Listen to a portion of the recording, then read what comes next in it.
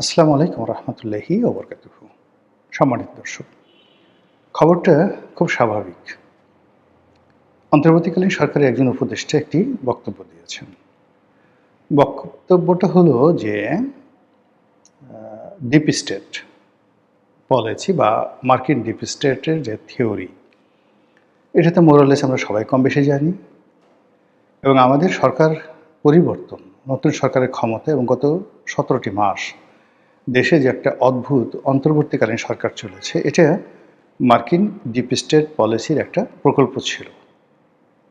এটা open secret, কোনো কিছু নতুন করে বলার দরকার নেই, আমরা সবাই জানি।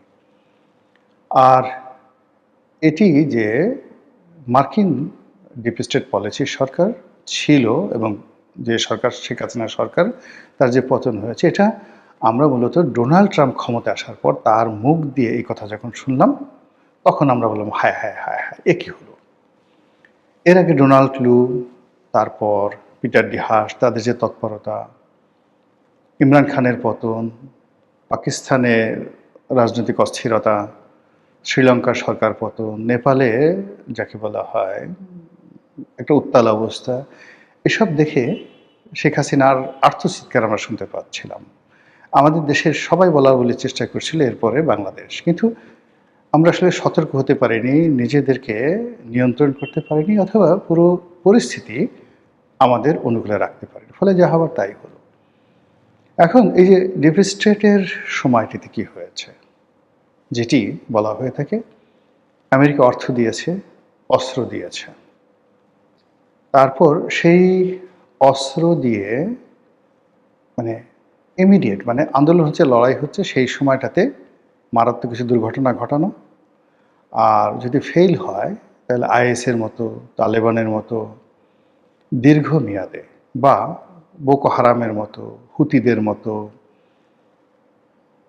যে সকল সংগঠন বছরের পর বছর রাষ্ট্রের বিরুদ্ধে গেরিলা যুদ্ধ করছে, ঠিক তাদের মতো যুদ্ধ করার জন্য এই ডিপ স্টেটের যারা কুশীলব ছিলেন, তারা বাংলাদেশে অর্থ বিনিয়োগ করেছে। এটা এই উপদেষ্টা আসিফ মাহমুদ সজীব ভুঁইয়া তার একটি বক্তব্যে ইতিপূর্বে আমরা যাকে বলা হয় জেনেছি। তিনি বলেছেন যে আমরা যদি প্রাথমিক পর্যায়ে সফল না হতাম, তাহলে আমরা দীর্ঘমেয়াদে সশস্ত্র যুদ্ধে যেতাম সরকারের সঙ্গে। Message is clear. তখন তাদের ক্ষমতা ছিল, অনেকে এটা নিয়ে আলোচনা করেছে হালকা, কিন্তু ইন ডিটেলসে যায়নি। দ্বিতীয়ত, সম্প্রতি তিনি যে বক্তব্যটা দিয়েছেন সেটা হলো মার্কিন ডিপ স্টেট পলিসি যারা হর্তাকর্তা, তারা তাদেরকে এই যে আরও দীর্ঘ সময়, অর্থাৎ 2029 সাল পর্যন্ত ক্ষমতায় থাকার জন্য একটা ছক এঁকেছিল। তারপর বলেছিল যে আপনারা থাকেন, কোন নির্বাচন করা লাগবে না, বিএনপিকে নির্বাচনে আসতে দেওয়া হবে না, তারেক রহমান সাহেবকে দেশে আসতে দেওয়া হবে না, এশরাককে ঢাকার মেয়র পদে নিয়োগ দেওয়া হবে না, ইত্যাদি যা কিছু ঘটেছে।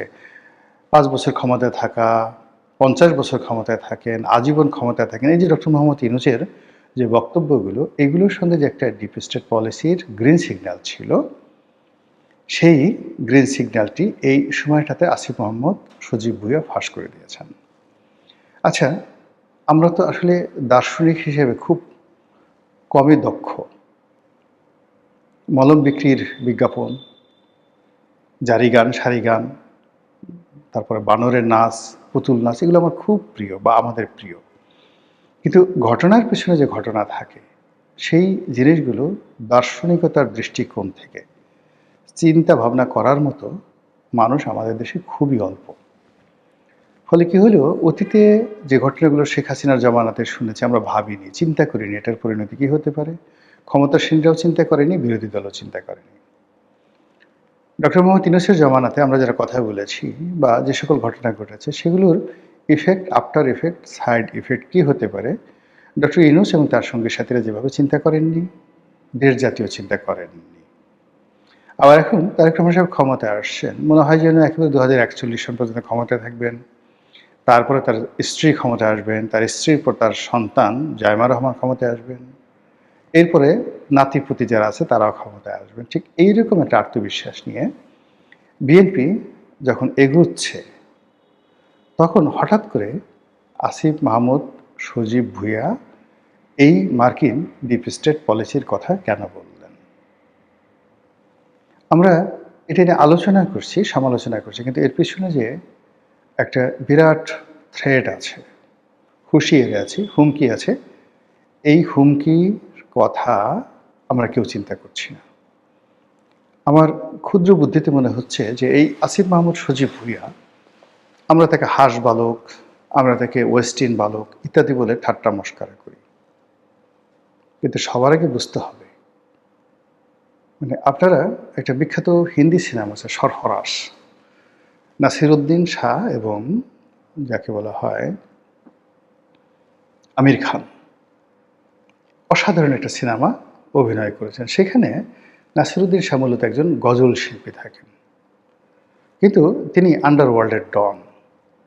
তার যে সামাজিক যে পরিচিতি, সেই পরিচিতির সঙ্গে এই ডন পরিচয়টা থাকতে পারে, এটা কেউ বিশ্বাস করতে পারে না। ফলে পুলিশের নাকের ডগায় তিনি বছর পর বছর ধরে তার যে কর্ম, কুকর্ম সেটা চালাচ্ছিল, এবং যখন পুলিশ কর্মকর্তা আমির খান সেটা জানতে পারলো, তার বিশ্বাস করতে তার অনেক কষ্ট হয়েছে, বিশ্বাসই করতে পারেনি। কথাটা বললাম এই কারণে যে বিপ্লবীর কণ্ঠে যখন সঙ্গীত থাকে, তলোয়ারের সঙ্গে যখন বাঁকা বাঁশের বাঁশুরি থাকে, সেটা যে কত বড় ভয়ঙ্কর হতে পারে তা কবি নজরুলের যে এক হাতে বাঁকা বাঁশের বাঁশুরি আর এক হাতে রণতুর্য, এটার ব্যাখ্যা আপনারা পড়লেই বুঝতে পারবেন যে এটা কি পরিমাণ হয়। কথাটা বললাম যে আসিফ মাহমুদ, সজীব ভুঁইয়া, সে কাওয়ালি গান গায়, তারপর গজল সন্ধ্যায় টিএসসিতে গজল গান গায়, আবার সশস্ত্র যুদ্ধের সর্বাধিনায়ক রূপে, গেরিলা যুদ্ধের সর্বাধিনায়ক রূপে সে যুদ্ধ করার ঘোষণা দেয়।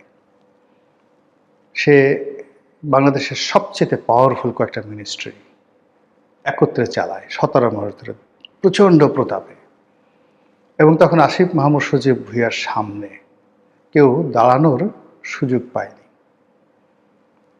কি মির্জা ফখরুল সাহেব, কি সালাউদ্দিন সাহেব, মানে ওনারা যে আছেন, ইনক্লুডিং তারেক রহমান সাহেব, মানে এই যে আসিফ মাহমুদ, সজীব ভুঁইয়া, তার যে ব্যক্তিত্ব, তার যে পার্সোনালিটি, ওই পার্সোনালিটির সামনে তার যখন ক্ষমতা ছিল, স্বয়ং ডক্টর মোহাম্মদ ইউনূসও তার সঙ্গে চোখাচোখি করতে পারত না।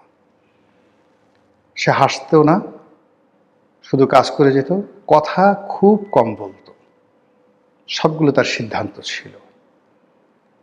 এবং তাকে নিয়ে এত সমালোচনা হয়েছে, সে কখনো রেসপন্ড করেনি। এবং আপনি দেখবেন নাহিদ, সার্জিস, হাসনাত, তারা সবাই আগের মতো লম্ফজম্প করেছে, এখনও করছে, নাসিরুদ্দিন পাটোয়ারি, কিন্তু ক্ষমতা থাকা সত্ত্বেও সে কোনো গুরুত্বপূর্ণ বৈঠকে যায়নি, কোনো বড় কথা বলেনি, এবং রাজনৈতিক যারা নেতৃবৃন্দ রয়েছেন তাদের কারোর সঙ্গে তার এরকম দহরম মহরম সম্পর্ক ছিল, সে শুধু কাজ করে গেছে। যেই মুহূর্তে সে মন্ত্রিপরিষদ থেকে পদত্যাগ করেছে, 1 মিনিটে সে রাস্তায় নেমে এসেছে, আবার আগের মতো রিকশায় চড়ছে, আগের মতো গান গাচ্ছে, আগের মতো স্বাভাবিক চালচলন করছে। It's dangerous. শুধু এতটুকুই বললাম যে বিএনপি যে সমস্ত লোকজন এখন বড় বড় কথা বলছেন, মন্ত্রী, এমপি যে সকল বড় বড় কথা বলছেন, তারা আমার দৃষ্টিতে আসিফ মাহমুদ, সজীব ভুঁইয়ার কাছে শিশু, ইনফ্যান্ট। এত দ্রুত এত পরিবর্তন হয় না। তাকে যদি সেই হারুনের ভাতের হোটেল থেকে শুরু করে আজকের এই পর্যন্ত ঘটনাগুলো ডট ডট সাজান, তাহলে দেখতে পারবেন যে এই যুবক যেখানে বসেছেন, যেখানে দাঁড়িয়েছেন, সেখানে একটা ইতিহাস তৈরি করেছেন, সবার থেকে আলাদা। তিনি যা কিছু করেছেন সবার থেকে আলাদা, এবং বিনা প্রয়োজনে একটা সিঙ্গেল কাজ তিনি করেননি। তো এই যে হঠাৎ করে সে এত বড় মন্ত্রিত্বের একটা পদ থেকে পদত্যাগ করলেন, তারপরে সে ইলেকশন করলেন না, এটা স্বাভাবিক ঘটনা নয়। আর এখন সে স্মরণ করায় দিচ্ছে ডিপ স্টেটের কথা। ডিপ স্টেটের সাথে সাথে সঙ্গত কারণে সেই যে গেরিলা যুদ্ধ, সেই যে অস্ত্র, সেই যে শস্ত্র, সেই গোলা বারুদ, সব জিনিসগুলো সামনে চলে আসছে। নতুন সরকার এখনো পর্যন্ত তার সন্ধান করতে পারেনি। কয়টি অস্ত্র আছে, কত হাজার অস্ত্র আছে, কার কার হাতে আছে, এবং এই অস্ত্র দিয়ে রাষ্ট্রের কি ক্ষতি করা যেতে পারে, সরকারের কি ক্ষতি করা যেতে পারে, রাষ্ট্রের সমস্ত কর্মকাণ্ড কিভাবে অচল করা হতে পারে, এটা সরকার ভাবতেই আছে না। তারা 2041 সন পর্যন্ত ক্ষমতায় থাকবে, এটা নিয়ে নাকে তেল দিয়ে ঘুমাচ্ছে। আর এই সময়টাতে যারা গুপ্ত সংগঠন, যারা আসিফ মাহমুদ, সজীব ভুঁইয়াকে, সেটা ডিপ স্টেটের local partner, foreign partner, promoter যারাই আছেন, যে বিশাল একটা গ্রুপ ঘুমন্ত অবস্থায় আছে, যারা খুব বিনয়ের সাথে চিউ চিউ করে জুলাই সনদ বাস্তবায়নের কথা বলছে, তারপর সংস্কার প্রস্তাব বাস্তবায়নের কথা বলছে। এর মাধ্যমে তাদের সঙ্গে বিএনপি যে সমঝোতা হয়েছিল, সেই সমঝোতাগুলো মূল্যায়ন করার জন্য দাবি জানাচ্ছে।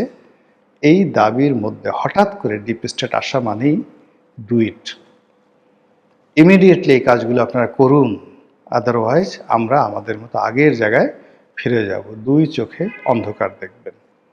এটাই আমার ব্যাখ্যা, বাকিটা আল্লাহ ভালো জানেন। আসসালামু আলাইকুম রহমতুল্লাহি ওয়া বারাকাতুহু।